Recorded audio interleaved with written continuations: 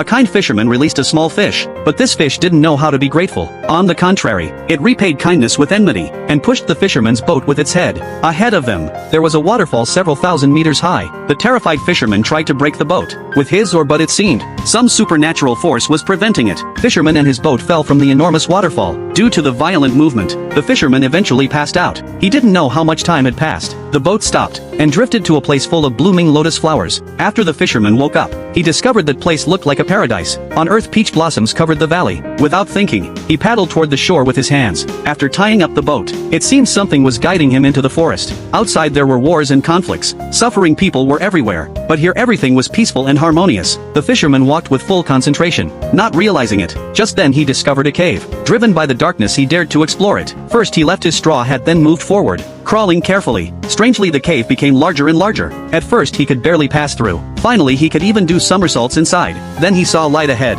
On the other side of the cave there was another world. He saw people farming and herding cattle. The fisherman ran toward them, but his emaciated body seemed out of place there. Everyone there was smiling and looked so happy. The fisherman watched them enviously. Soon an elder noticed seeing his appearance. He approached and questioned him. After learning about his experiences, he said that being able to reach here meant they had a special connection, so he took him home. The whole family warmly received him. They prepared a feast to entertain him. The fisherman, who hardly ate anything, seeing all this, couldn't help drooling, which made the whole family laugh. The old man saw his hunger, and told him to eat with peace of mind. There would be no punishment. The fisherman immediately wolfed down everything. In a very short time, several dishes were eaten completely clean. This was the most abundant food of his life. Even burped with satisfaction. Then the old man gave him a peach blossom, and told him that spring was eternal there. The peach blossoms bloomed endlessly, and the fruit was inexhaustible. Then the fisherman curiously asked, how did they find this place? The old man said, during the Qing dynasty there was a great war. Her ancestors discovered this place hidden in the world. Generations upon generations had lived here. They had never left this valley, and no one had ever come in.